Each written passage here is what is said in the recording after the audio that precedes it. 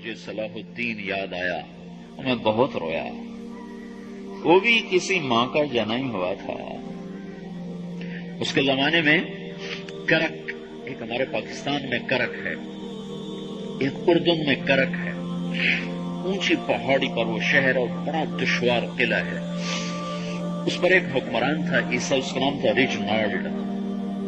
تو کرک کے قریب سے قافلے گزرتے تھے حج کے.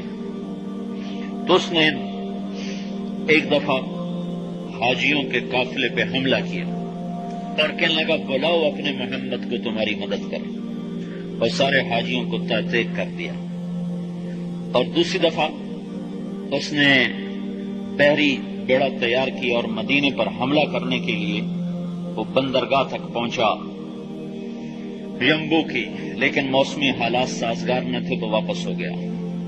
تو حطین کی لڑائی ہوئی ہے فلسطین میں، جس میں سارا یورپ اپنی طاقت کے ساتھ میدان میں اترا تھا. اور ادھر تنہا صلاح الدین ایوبی رحمۃ اللہ علیہ اکیلا اس لشکر سے ٹکرایا تھا، اور انہیں اس میں ساری رومن امپائر کو شکست ہوئی تھی. تو بڑے بڑے بادشاہ اس میں گرفتار ہوئے. تو اس میں ریجنالڈ بھی گرفتار ہو کے آیا. تو کوئی 12 بادشاہ تھے ریاستوں کے جو سامنے اس کے پیش کیے گئے. تو پیاس کی شدت سے سب کا برا حال تھا. تو صلاح الدین نے سب کو پانی پیش کیا، ریجنالڈ کو نہیں پیش کیا. تو یروشلم کا جو بادشاہ تھا ہمفرے، اس نے اپنا پانی بچا کے اس کو دیا. تو صلاح الدین نے کہا یہ پانی تو دے رہا ہے، میں نہیں دے رہا ہوں. اسلام میں یہ ہے جب کسی کو پانی پلا دو تو اس پہ تم ہاتھ نہیں اٹھا سکتے، یہ امن کی نشانی ہے. تو صلاح الدین نے فوراً اسے کہا یہ پانی تو نے دیا، میں نے نہیں دیا. تو پھر انہوں نے ریجنالڈ کو اسلام کی دعوت دی کہ تو مسلمان ہو جا، میں تجھے دعوت دیتا ہوں. اس نے انکار کرنے کا، میں نہیں ہوتا.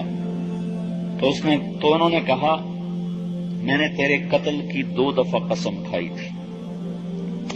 ایک جب تو مدینے پہ حملہ آور ہوا تھا تو میں نے قسم کھائی تھی میں تجھے اپنے ہاتھوں سے قتل کروں گا. اور دوسری دفعہ جب تم نے حاجیوں پہ حملہ کر کے کہا تھا بلاؤ محمد کو، تو میں نے قسم کھائی تھی کہ مجھے اللہ نے موقع دیا تو میں اپنے ہاتھ سے تیری گردن اڑاؤں گا. آج محمد کا ادنا غلام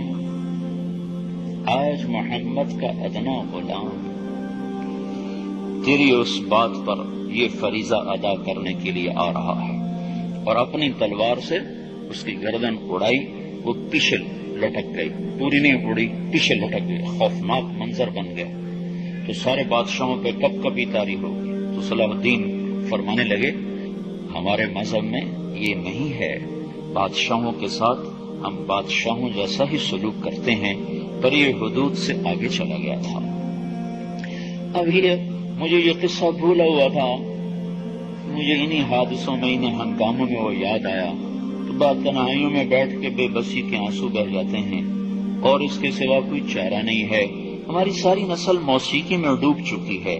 جو بدن سرتال پہ تھرکتے ہوں، جو بدن موسیقی کے اوپر ہلتے ہوں، رقص میں آتے ہوں، ان پہ کانٹے ہی اگیں گے.